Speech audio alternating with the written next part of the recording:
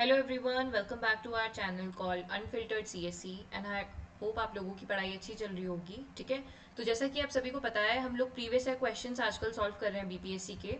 तो ये हमारी इकोनॉमिक्स की सीरीज चल रही है। अगर आपको उसके पहले वाली वीडियो देखनी है तो आप प्लेलिस्ट बनी हुई है हमारी, वहाँ पे आप जाके बीपीएससी के और भी प्रीवियस ईयर क्वेश्चंस की वीडियो देख सकते हैं। ठीक है, तो यहाँ पे हम स्पेसिफिकली इकोनॉमिक्स के जो क्वेश्चंस आए हुए हैं पिछले 6-7 सालों में, जो बीपीएससी ने पूछे हैं, उनको हम लोग यहाँ पे डिस्कस कर रहे हैं। ठीक है, एंड दूसरी बात ये है कि आपको ये वीडियो क्यों देखनी चाहिए। देखिए, अगर आपने रिवीजन कर लिया है, अच्छा है, आपके कॉन्सेप्ट्स क्लियर हैं, ठीक है, तो आप ये वीडियो देख सकते हैं। ये बहुत अच्छा तरीका है रिवाइज करने का, बिकॉज काफ़ी बच्चे ऐसे भी होते हैं जो शायद लेट पढ़ाई स्टार्ट करते हैं और जिन्हें क्लू नहीं होता कि हमें क्या पढ़ना है। तो ये वीडियो उनके लिए भी हेल्पफुल हो सकती है, क्योंकि उनको एक डायरेक्शन मिल जाएगी कि हमें कोई भी सब्जेक्ट को पढ़ना है। जैसे आप इकोनॉमिक्स पढ़ना चाह रहे हैं, तो आपको ये वीडियो देख के पता लगेगा कि हमें किस डायरेक्शन में मेहनत करनी है। आप क्वेश्चंस को एनालाइज करेंगे, देखेंगे मेरे साथ कि यहाँ पे किस स्पेसिफिक टॉपिक से ज़्यादा सवाल पूछे जा रहे हैं, तो आप वहाँ पे ज़्यादा ध्यान देंगे। ठीक है, तो बिना टाइम वेस्ट किए अब हम अपनी सीरीज को स्टार्ट करते हैं। ओके, सो पिछली वीडियो में हमने 20th क्वेश्चन तक कंप्लीट कर लिया था। ठीक है, अब हम यहाँ से स्टार्ट करते हैं 21st जो है क्वेश्चन हमारा। ठीक है, okay, now question is which state ensures the maximum production of coffee in India. Video को पॉज करके इसका आंसर देने की कोशिश करिए। ठीक है, पॉज करिए और आंसर दीजिए इसका। ऑप्शन ए है आपका महाराष्ट्र, ऑप्शन बी है कर्नाटका, ऑप्शन सी है तमिलनाडु और ऑप्शन डी है आपका केरला। ठीक है, आपको आंसर बताना है इसमें।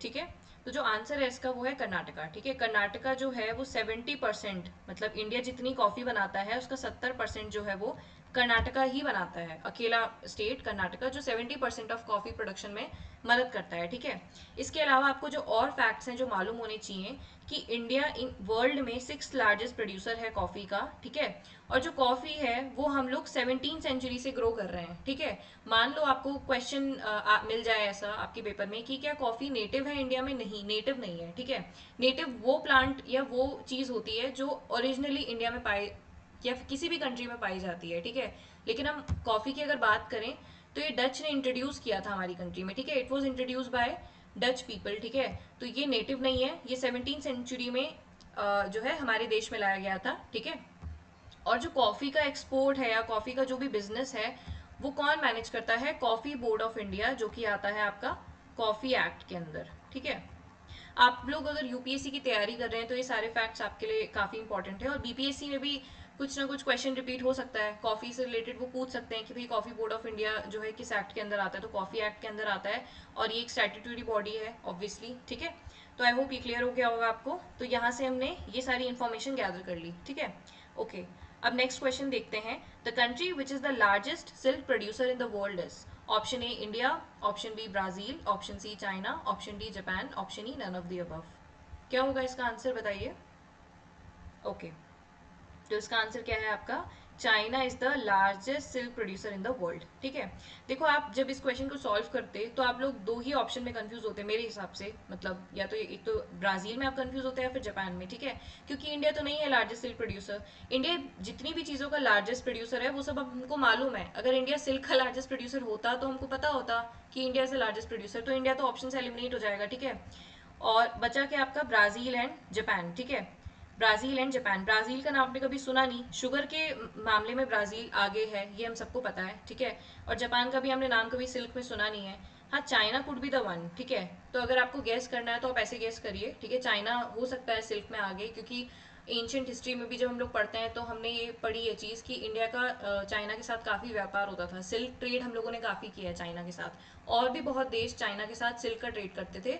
तो इसलिए हम लोग गेस अगर हमें करना हो तो हम चाइना को जो है वो चूज कर सकते हैं, और ये सही भी है। ठीक है, ओके, नेक्स्ट क्वेश्चन देखते हैं। Question number 23, which one of the following most appropriately describes the nature of green revolution of late 60s of 20th century. Okay, तो ऑप्शन ए है आपका intensive cultivation of green vegetables, option B है intensive agriculture district programme. ठीक है, option C है high yielding variety programme, option D है seed fertiliser water technology, option E है none of the above या more than one. ठीक है, इसका मतलब क्या है? जो आपका ग्रीन रेवोल्यूशन हुआ था, ठीक है, लेट 60s में, सबसे ज्यादा उसका सबसे मेन फीचर क्या था? जो ग्रीन रेवोल्यूशन, आप जब भी ये नाम सुनते हो तो आपको क्या याद आता है? Green revolution. तो ये आपको इन चारों ऑप्शन में से एक आंसर चूज करना है। ठीक है, वीडियो पॉज करके आंसर दीजिए।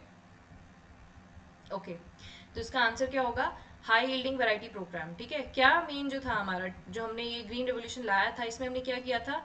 हाई यील्डिंग सीड्स इंट्रोड्यूस करी थी, है ना? हाई यील्डिंग सीड्स हमने इंट्रोड्यूस करी थी। ठीक है, ग्रीन वेजिटेबल्स की तो कोई बात ही नहीं हुई थी उस टाइम, तो हमारे पास ग्रेन्स ही नहीं थे। सबसे इंपॉर्टेंट क्या होता है? ग्रेन्स। हमें अनाज चाहिए खाने के लिए, तो अनाज हम लोगों के पास था नहीं, तो ग्रीन रेवोल्यूशन जो है वो ग्रेन्स के लिए ही हमने लॉन्च किया था। ठीक है, तो हाई यील्डिंग जो है इसका आंसर हो जाएगा। Okay, next question, question number 24, ये थोड़ा फैक्चुअल है। वर्षा बीमा the rainfall insurance scheme is managed by agriculture insurance company of India. ठीक है, सेकेंड जो आपका स्टेटमेंट है, the scheme was introduce during the 2007 south west monsoon period. ठीक है, क्वेश्चन क्या है ये? एक सेकेंड। ओके, क्वेश्चन ये पूछ रहा है कि जो दोनों स्टेटमेंट्स हमने पढ़े उनमें से कौन सा सही है। ठीक है, ऑप्शन ए एक ही सही है, ऑप्शन बी जो है दोनों both 1 and 2, option C only 2, option D neither 1 nor 2। ठीक है, तो आपको बताना है इन दोनों में से कौन से स्टेटमेंट्स करेक्ट हैं। ठीक है, देखिए और बताइए। ओके, तो ये क्वेश्चन मैं इसको टफ कैटेगरी में रखूंगी। ठीक है, क्योंकि ये काफ़ी फैक्चुअल सवाल है। ठीक है, फिर भी अगर आपको इसको सॉल्व करना है, क्योंकि आपको क्वेश्चंस तो सॉल्व करने ही पड़ेंगे। ठीक है, आप सारे क्वेश्चंस छोड़ नहीं सकते। तो देखो इसमें क्या होता है ना, ये काफ़ी सारे एग्जाम्स में, आप जैसे आपने यूपीएससी का एग्जाम दिया होगा या कोई भी स्टेट पीसीएस आपने दिया होगा, तो एग्जामिनर का माइंडसेट समझने की कोशिश करो। ठीक है, आपको कभी भी दो फैक्ट्स अगर किसी भी सवाल में 2 या 3 फैक्ट्स दिए हैं, ठीक है, 2 दिए हैं या 3 दिए हैं, ठीक है, तो कभी भी वो दोनों के दोनों फैक्ट्स कभी भी सही नहीं देगा, एक फैक्ट वो जरूर ट्विस्ट करेगा। ठीक है, अब वो आपकी गट फीलिंग है कि आप किस फैक्ट को सही मानोगे या फिर किस फैक्ट को आप गलत मानोगे। ठीक है, लेकिन इतना तो क्लियर होता है कि मान लो कोई क्वेश्चन है, उसमें 3 या 4 ऑप्शंस दिए हैं या 2 भी दिए हैं और सब में फैक्ट्स हैं, तो सारे फैक्ट्स वो सही नहीं होंगे, एक ना एक फैक्ट उसने जरूर रॉन्ग मतलब फ्रेम किया होगा। ठीक है, तो अब इसमें आप देख सकते हो, तो जब हमें ये पता चल गया कि दोनों फैक्ट सही नहीं हो सकते साथ में, तो ये वाला तो एलिमिनेट हो जाएगा आपका, बोथ 1 एंड 2। नहीं, इतना अच्छा नहीं एग्जामिनर, एक फैक्ट जरूर उसने गलत बनाया होगा, या तो ईयर उसने गलत डाल दिया होगा, 2007 की जगह कुछ और ईयर होगा, उसने यहाँ 2007 लिख दिया। ठीक है, गलत फ्रेम करने के लिए, या फिर ये कंपनी का नाम गलत उसने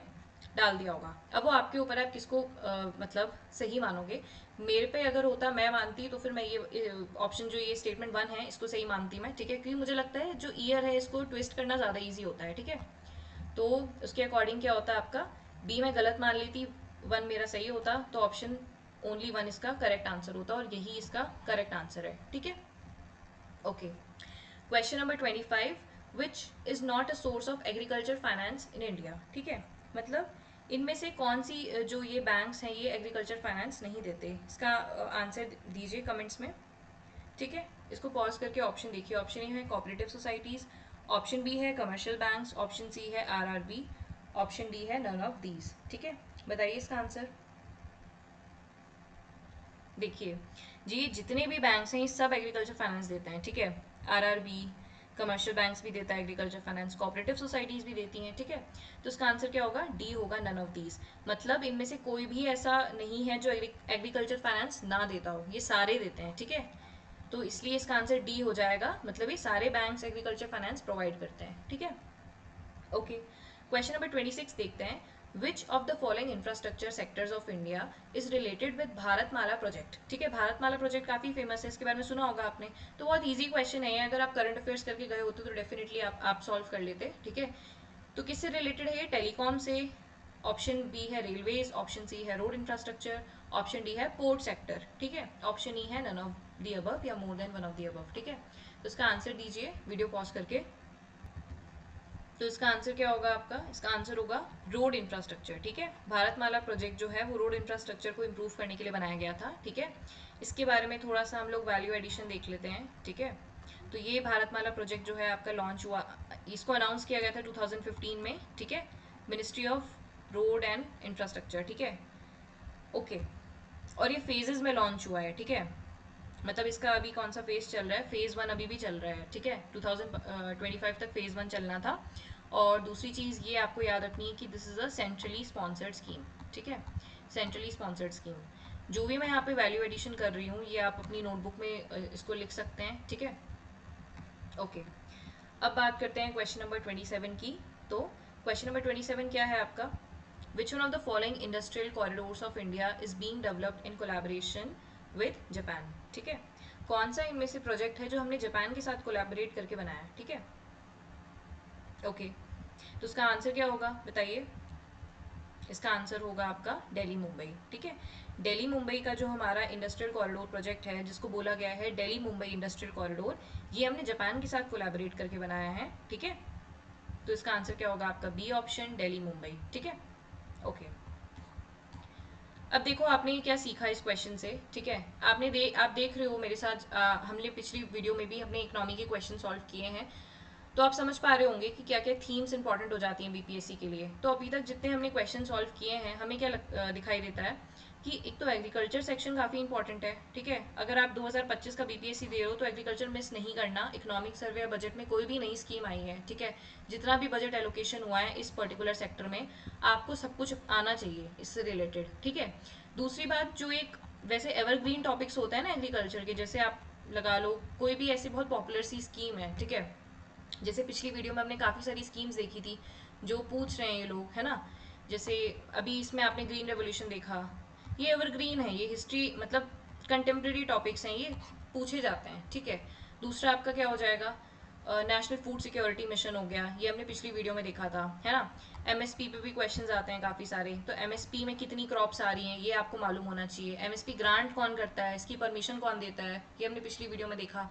तो जैसे जैसे हम लोग क्वेश्चन सॉल्व कर रहे हैं, आई होप आप लिख रहे होंगे साइड में कि कौन कौन सी थीम्स इंपॉर्टेंट हो जाती हैं। ठीक है, तो ये आपको आगे पढ़ने में, ये आपकी स्मार्ट स्टडी में काफ़ी हेल्पफुल होता है। ठीक है, आप अच्छे से पढ़ सकते हैं अगर आपने पीवाईक्यू सॉल्व किए हैं तो। ठीक है, आपकी एनर्जी गलत डायरेक्शन में नहीं जाएगी, आप सही डायरेक्शन में मेहनत करोगे। Okay, question number 28, which one of the following is not an initiative for industrial development? ठीक है, इनमें से कौन सा इनिशिएटिव नहीं है इंडस्ट्रियल डेवलपमेंट का? ठीक है, option A make in India, option B startup India, option C ease of doing business, option D digital India, option E none.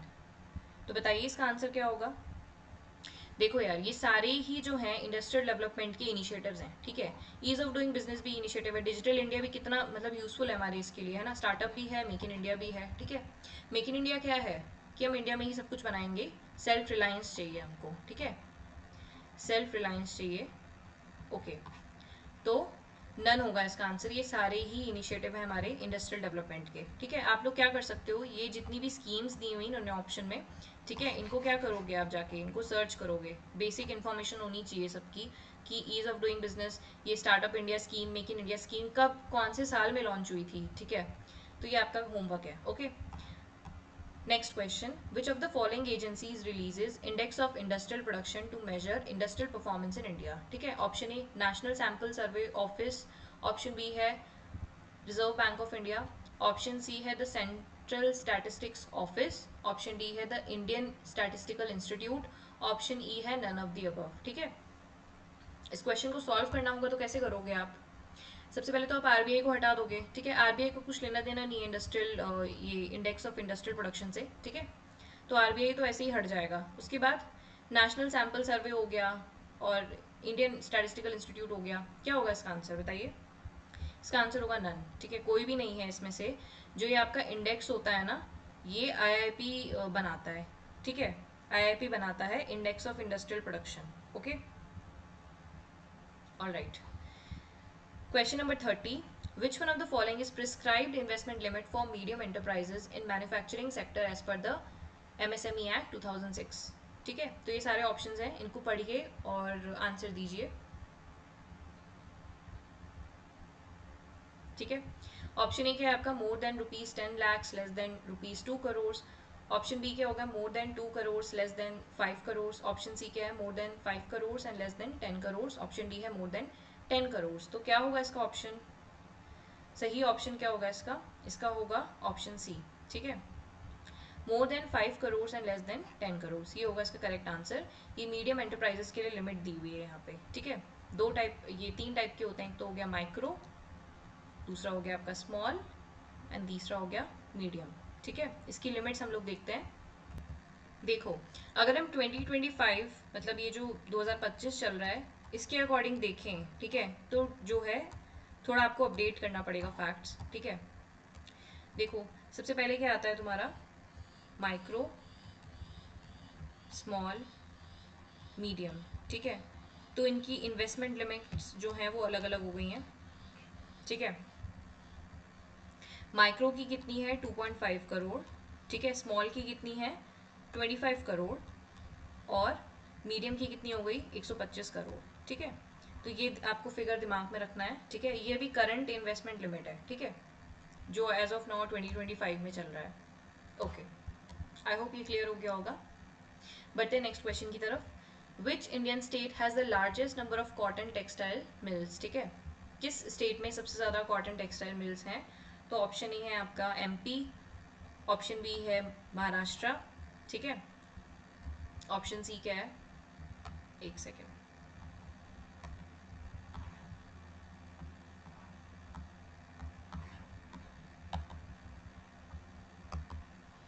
Okay. Option C है गुजरात, ऑप्शन डी है वेस्ट बंगाल, ऑप्शन ई है none of the above, ठीक है। क्या होगा इसका answer? कौन से स्टेट में सबसे ज़्यादा कॉटन टेक्सटाइल मिल्स हैं, ठीक है। तो आंसर होगा इसका महाराष्ट्र, ठीक है। Maharashtra is the correct answer, ठीक है। Maharashtra has the largest number of cotton textile mills in India, ठीक है। बहुत मेजर। और हाँ, एक फैक्ट और है, महाराष्ट्र को ना मैनचेस्टर ऑफ इंडिया भी बोला जाता है, ठीक है। मैनचेस्टर ऑफ इंडिया ये नाम दिया हुआ है, ठीक है। तो ये इंपॉर्टेंट है, याद होना चाहिए, ठीक है। ओके, देन नेक्स्ट है क्वेश्चन नंबर 32। यहाँ पे 1 पता नहीं कैसे लिख दिया है, 32, ठीक है। The foreign exchange reserves of RBI include which of the following, ठीक है। जो हमारा फॉरेन एक्सचेंज रिजर्व्स है, देखो आरबीआई के पास क्या होता है, हमारे पास रिजर्व्स होते हैं, ठीक है। रिजर्व्स ये हमारे कहाँ काम आते हैं? ये हमारे इम्पोर्ट बिल जो होता है हमारा, उसको अगर हमें चुकाना है तो उसमें हमारे रिजर्व्स काम आते हैं, ठीक है। मान लो कि हमने तेल खरीदा किसी भी कंट्री से, तो अगर हम उनसे ऑयल परचेज करेंगे तो हम उन्हें पेमेंट करनी पड़ेगी, ठीक है। तो हम किस में से कर सकते हैं? रिजर्व्स में से करते हैं। ये हमारी सिक्योरिटी होती है ये, ठीक है। ओके। दूसरा, कभी इकोनॉमी में मान लो रुपी की जो डिमांड है वो बहुत ज़्यादा बढ़ जाए, सॉरी रुपी की जो सप्लाई है वो काफ़ी ज़्यादा बढ़ जाए, ठीक है। इस चीज़ को समझना इतना कॉम्प्लिकेटेड है नहीं, मैं बस यहाँ पे आपको ये बता रही हूँ फॉरेन एक्सचेंज रिजर्व्स के बेनिफिट्स क्या क्या होते हैं। इससे भी क्वेश्चन बन सकता है ना, ये बेसिक्स है इकोनॉमिक्स का, ठीक है। तो अगर कभी रुपी की सप्लाई बहुत ज़्यादा बढ़ जाए मार्केट में, ठीक है, जिसकी वैल्यू क्या होगी, वैल्यू कम हो जाएगी। जिस चीज़ की भी सप्लाई बढ़ गई इकोनॉमी में उसकी वैल्यू क्या हो जाएगी, कम हो जाएगी, ठीक है। तो कभी भी आरबीआई को ये सब कंट्रोल करना होता है ना, मान लो उन्हें रुपी को फिर से स्टेबल करना है, ठीक है। तो क्या करेंगे, बहुत सारा रुपी खरीद लेंगे फिर से मार्केट में, और बदले में मार्केट में क्या आ जाएगा, रुपी की वैल्यू जो है वो फिर से ज़्यादा हो जाएगी, क्योंकि वो आरबीआई क्या करेगा, इसकी सप्लाई को रोक देगा, कम कर देगा। कैसे कम करेगा, बहुत सारा रुपी परचेज कर लेगा, ठीक है। आरबीआई जब रुपीस परचेज करेगा मार्केट से, तो मार्केट से पैसा जो है ये इंडियन करेंसी है निकल जाएगा, ठीक है। इसके बदले क्या आ जाएगा, डॉलर्स आ जाएगा। कैसे खरीदेगा, क्या लेके खरीदेगा, डॉलर्स, या अपनी रिजर्व्स को यूज करेगा, ठीक है। तो अगेन रुपी जो है हमारा वो स्टेबल हो जाएगा।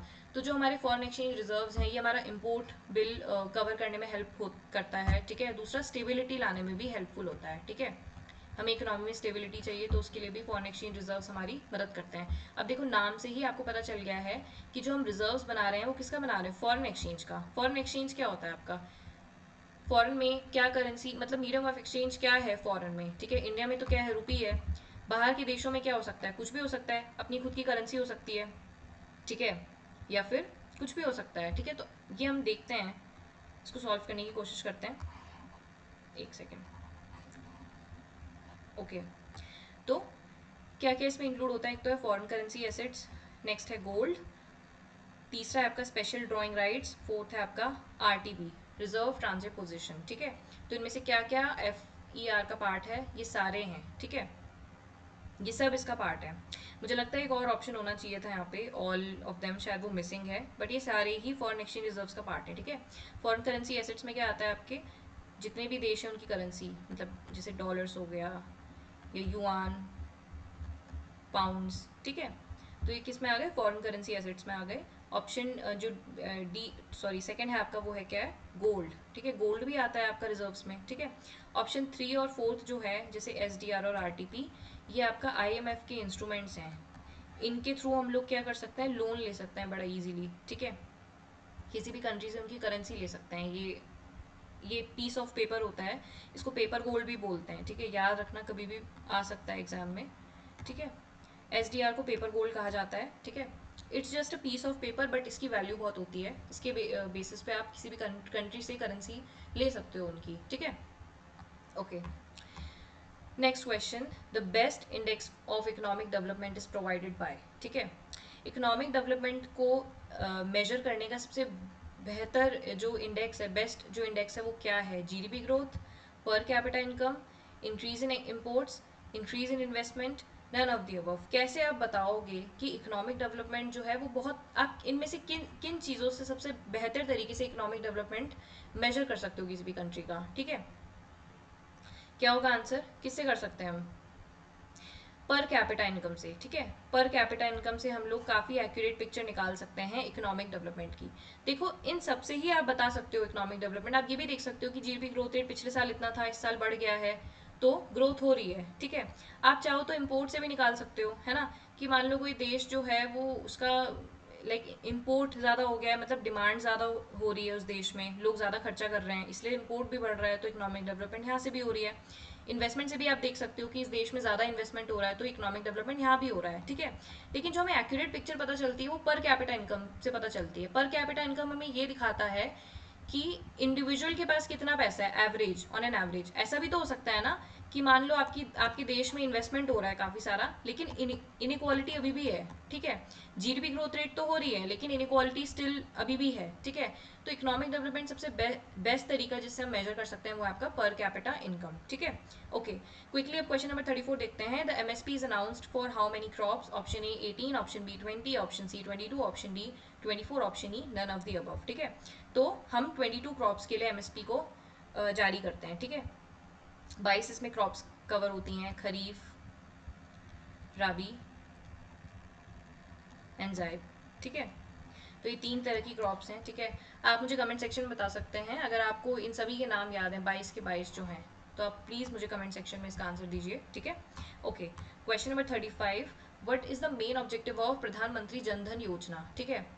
प्रधानमंत्री जन धन योजना, ठीक है, नाम में ध्यान दो, ठीक है। कई बार क्या होता है ना कि आपको एक्यूरेट आंसर नहीं भी आता हो, बट स्टिल आप ये नाम पढ़ के थोड़ा दिमाग लगा के सही आंसर तक पहुंच जाते हो, ठीक है। प्रधानमंत्री जन धन योजना क्या है इसका main objective? Promoting women's empowerment, option B providing affordable health insurance, option C financial inclusion of the poor, option D providing housing for the homeless, ठीक है। ये जो नाम है जन धन, ठीक है, जन धन काफ़ी ज़्यादा ये आपको इंक्लूसिव लग रहा है ना, कि भाई मतलब सबको कवर कर रहा है, ये सिर्फ वुमेन को नहीं कर रहा, तो प्रमोटिंग वुमेन्स एम्पावरमेंट नहीं, ठीक है। हालांकि वो बात अलग है कि वुमेन का एम्पावरमेंट अपने आप हो जाएगा इससे, बट सोनली इसका ऑब्जेक्टिव नहीं है, वुमेन्स एम्पावरमेंट नहीं है, ठीक है। ये क्या करना चाह रहा है? जन धन मतलब financial inclusion of the poor, ठीक है। तो ऑप्शन सी होगा इसका करेक्ट आंसर, ठीक है। ओके, नेक्स्ट अब देखते हैं what is the full form of GPT in chat GPT recently seen in the news, ठीक है। रिसेंट पीवाईक्यू है आपका, तो उसका आंसर क्या हो जाएगा? क्या है जीपीटी की फुल फॉर्म? आप लोग काफ़ी सारे लोग यूज़ करते होंगे जीपीटी का, तो it is what? Generative pre trained transformer, ठीक है। ये हो जाएगा इसका आंसर, करेक्ट आंसर क्या हो जाएगा? जनरेटिव प्री ट्रेन्ड ट्रांसफॉर्मर, ठीक है। क्या है ये? इसके बारे में थोड़ा मालूम होना चाहिए। ये एक लैंग्वेज मॉडल है, ठीक है। Chat GPT is a language model which is trained, ठीक है, इसको ट्रेन किया गया है, जो ह्यूमन लाइक टेक्स्ट को जनरेट करता है, ठीक है। It has been trained and it generate human like text, okay. Next, which of the following revolutions is related to fertiliser?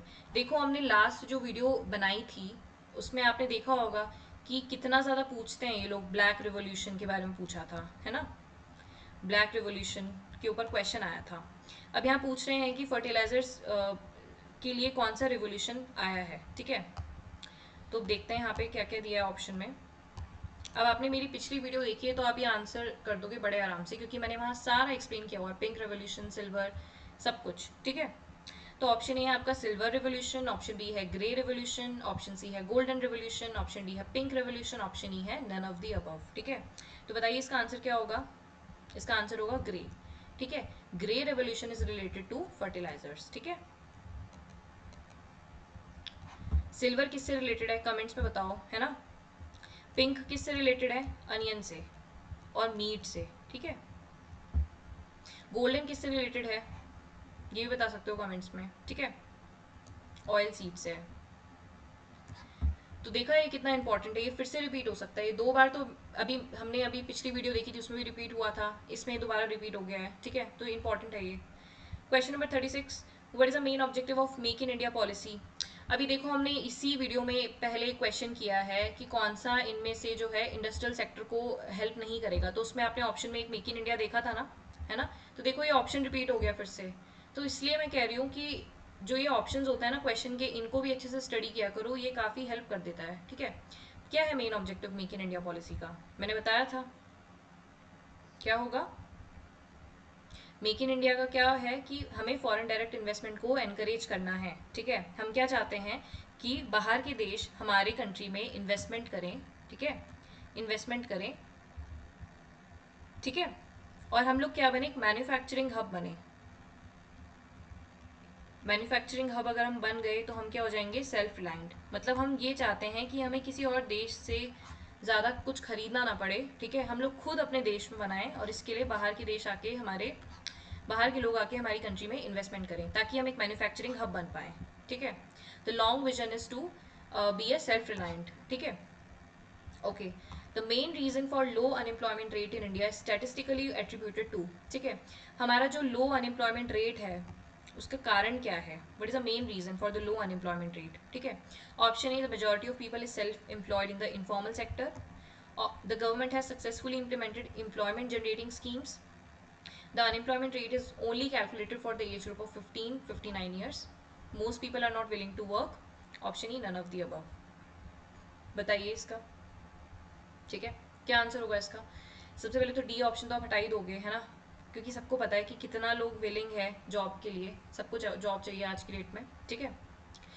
दूसरा, the government has successfully implemented employment generating scheme, ये statement देखो, आप statement पढ़ना सीखो, क्या बोल रहा है कि सक्सेसफुली इम्प्लीमेंट हो गया है, तो नहीं है ऐसा भाई। सक्सेसफुली तो मतलब उसने खुद ही घोषणा कर दी है कि जितनी भी अनएम्प्लॉयमेंट ये एम्प्लॉयमेंट जनरेटिंग स्कीम्स है सक्सेसफुली इंप्लीमेंट हो चुकी हैं, ठीक है, तो ऐसा नहीं है, ठीक है।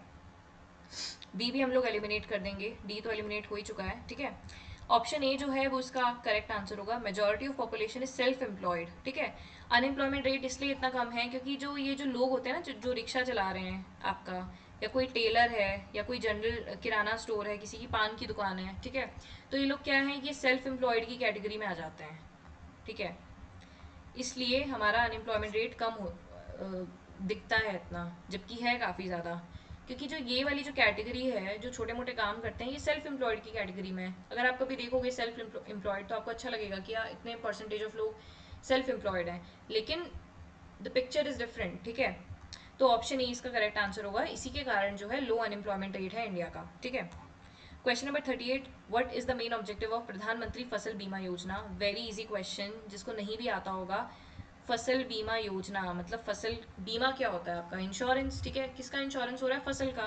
तो क्या हो रहा है यहाँ पे, एग्रीकल्चर में आपको क्या मिल रहा है, फाइनेंशियल सपोर्ट मिलेगा, ठीक है। मान लो आपका क्रॉप फेलियर हो जाता है तो फाइनेंशियल सपोर्ट देगी आपको गवर्नमेंट फार्मर्स को, ठीक है। ऑर्गेनिक फार्मिंग तो हट ही जाएगा, सब्सिडीज वगैरह सब हटेगा ये, ठीक है। तो A will be the correct answer, very easy question, ठीक है। Question number 39, which of the following is not a component of India's balance of payment. Balance of payment का कॉम्पोनेंट इनमें से कौन सा नहीं है, बताइए क्या होगा इसका answer. Option A current account, option B capital account, option C errors and omissions, option D reserve account, option E none of the above. क्या होगा इसका आंसर, बताइए। इसका आंसर होगा ऑप्शन डी रिजर्व अकाउंट, ठीक है। रिजर्व अकाउंट जो है वो हमारा कंपोनेंट नहीं है बैलेंस ऑफ पेमेंट का, ठीक है। देखो जो बीओपी होता है इसके दो पार्ट्स होते हैं ब्रॉडली, एक हो गया आपका करंट अकाउंट, एक हो गया आपका कैपिटल अकाउंट। अगर आपको ये टॉपिक अच्छे से समझना है तो आप जाके मेरी वीडियो चेकआउट कर सकते हैं। इकोनॉमी की प्लेलिस्ट बनी हुई है मेरी, वहाँ पे जाके आप बीओपी लिखिए, अनफिल्टर्ड सीएससी बीओपी, ठीक है। तो वहाँ पे आपको मिल जाएगी वीडियो, और वहाँ पे मैंने बहुत अच्छे से एक्सप्लेन किया हुआ है, ठीक है। और ये टॉपिक है काफ़ी इंपॉर्टेंट। जो मेरी पिछली इकोनॉमी की वीडियो मैंने बनाई थी पीवाईक्यूज़ की, वहाँ पे भी बीओपी से रिलेटेड एक सवाल आया था, ठीक है। तो ये काफ़ी इंपॉर्टेंट है ये कॉन्सेप्ट, ठीक है। तो जो दो ब्रॉड ये आपके कंपोनेंट हैं, करंट एंड कैपिटल अकाउंट, ठीक है। कैपिटल अकाउंट में क्या आती हैं आपकी, एफडीआई, एफपीआई, कोई हमने लोन लिया है वो आ जाएगा, ठीक है, या कोई हमने इन्वेस्टमेंट, चलो इन्वेस्टमेंट तो एफडीआई एफपीआई हो ही गया, ठीक है। करंट अकाउंट में क्या आता है आपका, ट्रेड, जो भी हम लोग ट्रेड कर रहे हैं, किसी भी देश के साथ, वो ट्रेड आ जाएगा। ट्रेड में क्या होता है आपका, या तो आप इम्पोर्ट करते हो या एक्सपोर्ट करते हो, है ना। मान लो कोई आपसे पूछे कि मैं ऑयल परचेज कर रही हूँ, तो आपका करंट में आएगा कैपिटल में, ऑफ कोर्स करंट में। कोई आपसे पूछे कि जो है जापान इंडिया में इन्वेस्ट कर रहा है, जो हमने अभी पढ़ा था दिल्ली मुंबई इंडस्ट्रियल कॉरिडोर, तो किस में आएगा, करंट में, कैपिटल में आएगा, ठीक है। इट इज़ एन ये एफडीआई है, वो इन्वेस्टमेंट प्रोजेक्ट है, ठीक है। करंट में और क्या क्या आता है आपका, एक तो आपका ट्रेड आ गया, इंपोर्ट एक्सपोर्ट, है ना। दूसरा क्या आएगा आपका, अगर आपको कोई रेमिटेंस भेज रहा है, मान लो आपके लाइक रिलेटिव या कोई भी पर्सन है वो जॉब कर रहा है बाहर, वो अपनी फैमिली को रेमिटेंस भेज रहा है, तो that will come under current account, ठीक है। रेमिटेंस के साथ साथ मान लो कोई आपने किसी कंपनी में इन्वेस्ट किया था, अमेरिका की कोई कंपनी है, वहाँ से आपको प्रॉफिट हो गया, तो प्रॉफिट क्या हो जाएगा आपका, ये भी क्या आएगा, करंट में ही आएगा, ठीक है। मान लो कि आपके रिलेटिव यूएस गए थे, उन्होंने आपके लिए गिफ्ट लाया, आपके लिए एक आईफोन ले आया वो, ठीक है। तो कोई भी गिफ्ट होगा वो आपका करंट अकाउंट में आ जाएगा, ठीक है। तो कहने का क्या मतलब है, अगर आपको उसको याद रखना है तो आपको कैसे याद रखोगे, देखो जो बड़ी बड़ी ट्रांजेक्शन्स होती हैं ना, बिलियंस में, बिलियंस ऑफ डॉलर्स में, ठीक है, जो रेयरली होती हैं, मतलब कम होती हैं as compare to this. Current में आपका इम्पोर्ट एक्सपोर्ट तो डेली चलता रहता है, कुछ ना कुछ डेली इम्पोर्ट होके आ ही रहा है, कुछ हम एक्सपोर्ट कर रहे हैं बाहर, है ना। रेमिटेंसेस हर महीने मतलब भेजते हैं लोग, जो भेजते ही हैं, जो काम करते हैं, है ना। कैपिटल आपका इन्वेस्टमेंट, मतलब it is a big thing, you know. Announcement होती है कि हाँ ये देश हमारे देश में आके इन्वेस्टमेंट कर रहा है, और ये बिलियंस में होती है ट्रांजेक्शन्स, ठीक है। लोन हम लोग ले रहे हैं किसी कंट्री से, तो हम बिलियंस पे लेते हैं, है ना। ये ऐसा तो है नहीं कि 2 लाख का लोन ले लिया, बहुत बिलियंस ऑफ डॉलर्स का हमारा ये ट्रांजेक्शन होता है। That is why it is capital and this is current, it is very frequent, ठीक है। इसकी फ्रीक्वेंसी ज़्यादा है, इसकी फ्रीक्वेंसी कम है होने की, ठीक है। तो बाकी आपको जितना डेप्थ में देखना है तो आप उस वीडियो में जाके देख सकते हैं। ओके, नेक्स्ट जो हमारा लास्ट क्वेश्चन है वो है, what is the meaning of the term inflation. Inflation का मतलब क्या है, a decrease in the general price level of goods and services, a temporary increase in the price of specific goods, a sustained increase in the general price level of goods and services, a decrease in the value of money। इसका क्या answer होगा, ठीक है। देखो आपको अगर बिल्कुल मतलब अच्छे से नहीं मालूम है इन्फ्लेशन का, तो आप बहुत कंफ्यूज होगे इन ऑप्शंस में, ठीक है, क्योंकि ये काफ़ी सेम दिखने वाले ऑप्शंस हैं एंड काफ़ी एक क्लैरिटी चाहिए ये क्वेश्चन को सॉल्व करने के लिए, ठीक है। बताइए इसका आंसर क्या होगा। देखो इन्फ्लेशन क्या होता है ना, इन्फ्लेशन ये होता है जब आपकी मनी की जो परचेजिंग पावर है, मनी की जो परचेजिंग पावर है वो कम हो जाए। फॉर एग्ज़ाम्पल, आज से 50 साल पहले आपके पास 10 रुपीज़ होते थे, आप उसमें एक समोसा भी खरीद लेते थे, ठीक है। आप उसके साथ एक पेस्ट्री भी खरीद सकते थे, है ना। और 10 जो है कैंडीज़ भी परचेज कर सकते थे, मतलब 10 रुपये में आप इतना सारा खरीद सकते थे, इससे भी ज़्यादा खरीद सकते थे, बट मैं यहाँ पे जस्ट एग्जांपल दे रही हूँ, ठीक है। लेकिन आज क्या हो गया है, अब इसी 10 रुपये का मतलब ये जो 10 रुपये है, इसका एक समोसा भी नहीं आता है, ठीक है। You can't by one samosa, ठीक है। यू हैव टू पे 15 रुपीज़ एक समोसा लेने के लिए, जो पहले 10 रुपये में इतनी सारी चीज़ें आ जाती थी, अभी 10 रुपये में एक समोसा भी नहीं ले सकते आप, ठीक है। तो क्या हुआ है, 50 साल के अंदर सस्टेन इंक्रीज हुआ है in the general price level of goods and services, ठीक है। एकदम से नहीं हुआ है, धीरे धीरे हुआ है, sustain increase in the general price level of goods and services, तो इसको हम इन्फ्लेशन कहेंगे, ठीक है। तो ऑप्शन सी जो है इसका करेक्ट आंसर होगा। और आपको कंफ्यूज नहीं होना है, चारों जो है वो सेम से दिखने वाले ऑप्शन है, ठीक है। इनफैक्ट जो ऑप्शन डी है, decrease in the value of money, ये भी इन्फ्लेशन को दर्शाता है। इन्फ्लेशन का मतलब यही होता है कि जो आपके पैसे की वैल्यू थी वो कमी तो हो गई ना, पहले आप 10 रुपये में इतनी सारी चीज़ें खरीद पा रहे हो, लेकिन अभी आप 10 रुपीज़ में सिर्फ एक मतलब आप नहीं खरीद सकते, आप एक समोसा भी नहीं ले पाओगे, तो आपकी मनी की जो वैल्यू है वो डिक्रीज हुई है।